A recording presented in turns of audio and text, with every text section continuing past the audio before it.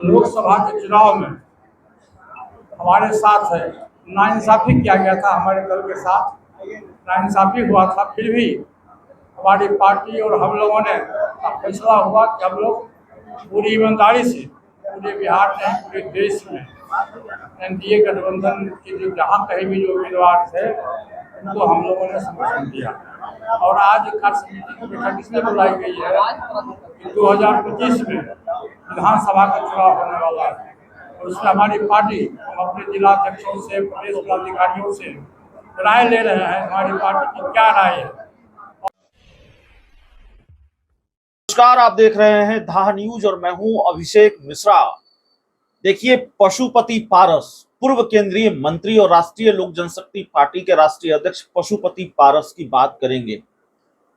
Bharatiya Janata party के ईमानदार सहयोगी खुद को बताते रहे हैं पशुपति पारस। लोकसभा चुनाव से पहले डंके की चोट पर यह दावा करते रहे कि हर हाल में भारतीय जनता पार्टी उनके साथ न्याय करेगी, क्योंकि भारतीय जनता पार्टी के साथ वो ईमानदारी से जुड़े हुए हैं और जब तक राजनीति में जिंदा हैं तब तक वो भारतीय जनता पार्टी के साथ रहेंगे। लेकिन लोकसभा चुनाव में बावजूद इसके पशुपति पारस को एक भी सीट नहीं मिली और पशुपति पारस को एक तरह से बीजेपी ने पूरी तरह से दरकिनार कर दिया। बिहार में राजनीति के जानकार भी मानते हैं कि मौजूदा वक्त में एनडीए में पशुपति पारस के लिए अब कुछ बचा नहीं है। जिस तरह से चिराग पासवान एनडीए का हिस्सा हैं और भारतीय जनता पार्टी चिराग पासवान पर अपना प्यार लुटा रही है, मोदी के हनुमान चिराग पासवान बने हुए हैं और मोदी की कृपा चिराग पासवान पर बरस रही है, तो ऐसे में पशुपति पारस के लिए कुछ एनडीए में बच नहीं जाता है। पशुपति पारस भी शायद ये समझ रहे हैं, लेकिन बहुत खुलकर कुछ नहीं कर रहे हैं, अपने पत्ते नहीं खोल रहे हैं।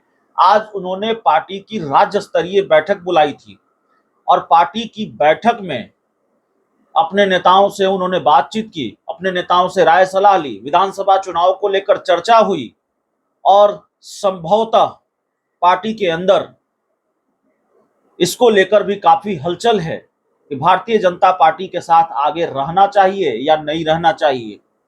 मैं ये नहीं कह रहा कि पशुपति पारस कल भारतीय जनता पार्टी का साथ छोड़ देंगे और कल ही छोड़ देंगे, लेकिन अब पशुपति पारस के सुर बदल गए हैं। अब उन्होंने संकेत देना शुरू कर दिया है कि भारतीय जनता पार्टी ने जिस तरीके से नाइंसाफी की, जिस तरीके से ट्रीट किया राष्ट्रीय लोक जनशक्ति पार्टी को लोकसभा चुनाव में, वो ट्रीटमेंट अब दोबारा नहीं चलेगा। बीजेपी ने विधानसभा चुनाव में भी वही करना चाहा और विधानसभा चुनाव में भी बीजेपी ने बहुत कम सीटों पर या सीटें नहीं देनी चाहिए। तो इसका मतलब यही होगा कि पशुपति पारस अपनी राह अलग लेंगे। वो अब बर्दाश्त करने के मूड में नहीं है जो उनके बयान का लपोलुआब था। अब सवाल है कि उनके लिए रास्ता क्या बचता है, क्या वो इंडिया गठबंधन का रुख करेंगे। पशुपति पारस ने इंडिया गठबंधन के साथ जाने की खबरों को खारिज नहीं किया है, कयासों को खारिज नहीं किया है, इस संभावना को खारिज नहीं किया है कि वो भविष्य में इंडिया गठबंधन के साथ जा सकते हैं। पशुपति पारस ने आज प्रेस कॉन्फ्रेंस की, पार्टी की बैठक के बाद वो पूरी प्रेस कॉन्फ्रेंस हम आपको सुना रहे हैं। एक एक बात सुनिए, समझिए वो क्या कहना चाह रहे हैं। बिहार प्रदेश कार्य समिति की बैठक है और बैठक में आप देख रहे हैं हमारे दल के तमाम 38 जिला से जितने भी हमारे जिलाध्यक्ष हैं, दलित सेना के जिलाध्यक्ष हैं और प्रमुख साथी हैं, सभी लोग मौजूद हैं मंच पर। अभी हमारे प्रदेश अध्यक्ष युवा सम्राट श्री प्रिंस राज जी हैं, पूर्व सांसद श्री चंदन सिंह जी हैं, हमारे विधान पार्षद श्री भूषण राय जी हैं, पूर्व विधायक श्री सुनील पांडे जी हैं, श्री वीरेश्वर सिंह जी हैं और हमारे साथी बहुत से साथी हैं। जोसेफ जी हैं जो दिल्ली से आए हैं, निकिता शर्मा जी हैं जो दिल्ली से आए हैं, महाराष्ट्र के हमारे अध्यक्ष हैं वो आए हुए हैं, श्री प्रदीप कुमार जी जो हमारे अध्यक्ष हैं टेक्निकल सेल के, वो हमारे बीच में मौजूद है। श्री राष्ट्रीय प्रवक्ता है श्री अफाक सलामी जी हैं, श्री रुचिका शर्मा जी हैं, इसके अलावा श्रीमती अग्निशा शर्मा जी हैं, श्री सुनीता शर्मा जी हैं, इसके अलावा हमारे प्रिंसिपल पप्पू सिंह जी हैं, उधर बिजुल सिंह जी हैं, देव कुमार सिंह जी हैं, काफी संख्या में लोग हैं। अंबिका प्रसाद मीणु जी हैं, घनश्याम दाहा जी हैं, और पूरे बिहार से खास करके हाजीपुर और खगड़िया से काफी संख्या में लोग आए हुए हैं। सभी का नाम लेना संभव नहीं है। पारस गुप्ता जी हैं, सभी लोग हैं, महताब आलम जी हैं, और जो हमारे साथ में सुनील सिन्हा जी हैं, सुनील पांडे जी हैं, प्रमोद सिंह जी हैं। बैठक में क्या फैसला लिया?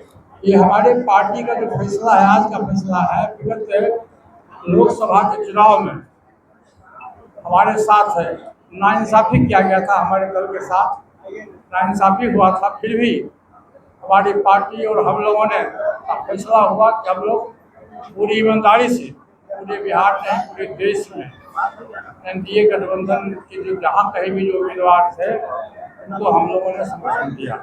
और आज कार्य समिति की बैठक इसलिए बुलाई गई है कि 2025 में विधानसभा का चुनाव होने वाला है, और उसमें हमारी पार्टी, हम अपने जिला अध्यक्षों से, प्रदेश पदाधिकारियों से राय ले रहे हैं हमारी पार्टी की क्या राय है। और हम 1 सितंबर से पूरे बिहार में हम अपने अभियान चलाएंगे, पार्टी के संगठन को मजबूत करेंगे। उसके तहत 243 सीट पर हमारी तैयारी होगी। समय बताएगा, सब समय आएगा उनको किसके साथ गठबंधन करना है, नहीं करना है, लेकिन हम अपनी पार्टी के संगठन को मजबूत करेंगे। आज के मीटिंग में ये फैसला लिया गया है कि बिहार में चौकीदार, दफादार, कि जो पहले जो हमारे जाति का, जो पासवान जाति का ये बच्चा था, पासवान जाति के लोग आज सदियों से, सैकड़ों वर्ष पहले से चौकीदार पद पर हमारी जाति के लोग हुआ करते थे। लेकिन आज बिहार सरकार का कुछ दिन पहले फैसला हुआ है कि उसको जनरल कर दिया गया, जनरल वैकेंसी किया गया है। ये पासवान समाज इस बात को बर्दाश्त नहीं करेगा। और एक बात देखिए, पासवान का शुद्ध हिंदी होता है रक्षक, रक्षक होता है। और हमारी जाति के जो लोग हैं पूरे देश में, पूरे बिहार में रक्षा की भूमिका होती है। आप देखिए कि पासवान समाज के लोग रखवार हुआ करते थे, पासवान समाज के लोग चौकीदार हुआ करते थे, बहुत विश्वासी कौम माना जाता था। तो हम बिहार सरकार से आग्रह करते हैं कि अपने आदेश पर पुनर्विचार करे और पूरे बिहार में पासवान समाज के जो अधिकार है, जो मौलिक अधिकार, में इसको मौलिक अधिकार मानता हूँ, जो मौलिक अधिकार है पासवान समाज में, चौकीदार, दफादार, रखवार को उसी परिवार से, उसी समाज से, उसी जात से उसकी बहाली हो। ये हमारा इस आज के बैठक में मुख्य मांग है। दूसरा है कि हम पूरे बिहार में पार्टी के संगठन को मजबूत करेंगे, सदस्यता अभियान चलाएंगे, और जब जरूरत पड़ेगी उसको जो दल सम्मानजनक समझौता हमसे करेगा, हम उसके साथ ईमानदारी पूर्वक, अभी हम एनडीए के साथ हैं और भविष्य में भी रहेंगे। और एनडीए के नेताओं से हमारा आग्रह है कि वो निश्चित रूप से हमारी पार्टी के सम्मान में को आगे बढ़ावे। तीसरी बात है कि बिहार में 4 जगह उपचुनाव होने वाला है। उसमें एक तरारी विधानसभा है, जो हमारे दल के वरिष्ठ नेता श्री सुनील पांडे जी 2020 में वहाँ से चुनाव लड़े थे, बहुत कम मतों से चुनाव हारे थे, सेकेंड हुए थे। लगभग 63,000 मत उनको प्राप्त हुआ था। इसलिए हम एनडीए गठबंधन के जो राष्ट्रीय अध्यक्ष हैं आदरणीय जेपी नड्डा जी, मैं उनसे आग्रह करूंगा, और बिहार में दिलीप जायसवाल जी जो प्रदेश अध्यक्ष है, मैं उनसे आग्रह करूंगा कि इस उपचुनाव में हमारी पार्टी के नाम से 1 सीट तरारी के नाम से दिया जाए। और मैं इसके लिए स्वयं जाके मिलूंगा भी, और मैं पत्र भी लिखूंगा। यानी एनडीए को आप लोग आगाह कर रहे हैं कि मुझे बढ़िया दिया जाए। नहीं, मेरा आगाह नहीं है भाई साहब, मेरा आगाह नहीं। हम अपने पार्टी के संगठन को मजबूत करेंगे। जो हमारी पार्टी, देखिए हमारा लीड है लोक राष्ट्रीय लोक जनशक्ति पार्टी, और दूसरा है मेरा दलित है। तो दलित सेना मेरा लीड है, हमारे जाति के समाज के लोग दलित सेना में 90% लोग रहते हैं। तो हमारा ये दोनों सम्मेलन होगा पूरे बिहार में, और 30 जिला में हम जाएंगे, खुद जाएंगे, हमारे प्रदेश अध्यक्ष जाएंगे, हमारे चंदन सिंह जी जो नेता है, हमारे युवा के नेता है, वो जाएंगे, हमारे भूषण राज जी जाएंगे, सभी लोग हम लोग जाएंगे प्रत्येक जिला में, और दलित सेना और मेन पार्टी को हम मजबूत करेंगे। तब जब चुनाव समय आएगा तो हम एनडीए गठबंधन से आग्रह करेंगे कि हम उचित सम्मान आप दीजिए। लोकसभा वाली स्थिति होगी तो क्या कीजिएगा? लोकसभा अरे ये भविष्य बताएगा। मुझको पूरा विश्वास है कि लोकसभा वाली स्थिति नहीं हो। नाइंसाफी हुई है लोकसभा में आपके साथ, विधानसभा की तैयारी आप कर रहे हैं। अगर एनडीए कुछ सब कुछ ऑल इन बिल नहीं रहता है, लालू की तरफ भी जा सकते हैं, विपक्ष की तरफ भी जा सकते हैं। और वो तो समय बताएगा, लेकिन हमको पूरा विश्वास है कि एनडीए गठबंधन के हम सहयोगी दल हैं और ईमानदार सहयोगी दल है। एनडीए गठबंधन के लोगों से हमारी बात हो चुकी है। वो निश्चित रूप से हमारे मान और सम्मान, हमारे पार्टी के मान सम्मान को कहीं नहीं होने देंगे। यही बात सर लोकसभा से पहले भी आप कह रहे थे कि अगर लोकसभा से पहले कह रहे थे भाई साहब तो भागे नहीं है। हम एनडीए के गठबंधन के सहयोगी दल थे ना, आज मैं हूँ। हमारा काम है, प्रत्येक दल अपने दल के संगठन को मजबूत करता है, प्रत्येक दल अपने दल के सदस्यता अभियान को मजबूत करता है। हमारा दल है, हमारे साथ दलित सेवा का फोर्स है, हम मजबूत करेंगे। जब समय आएगा, जब चुनाव में से अभी जब अब 16-17 महीना है, जब समय आएगा फिर जो राष्ट्रीय नेतृत्व है एनडीए गठबंधन के जो लोग हैं उनसे हमारी बात होगी, जो उचित सम्मान होगा तो किया जाए।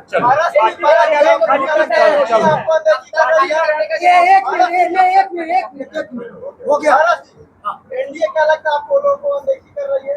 नहीं, मैं ये बात नहीं कर सकता। वहाँ एनडीए के लोग हैं, जहाँ कहीं भी मीटिंग हुआ, विधान लोकसभा का चुनाव हुआ, सभी मीटिंग को मिल गया, प्रधानमंत्री की बैठक को मिल गया, गृह मंत्री जी की बैठक मिल गया। जब एनडीए की बैठक होती है तो हम वहाँ जाते हैं। इसलिए एनडीए को हमारे साथ नाइंसाफी नहीं कर रहा है और हमको पूरा विश्वास है, हमारी पार्टी को पूरा विश्वास है कि एनडीए गठबंधन में हम हैं और भविष्य में भी रहेंगे। चलिए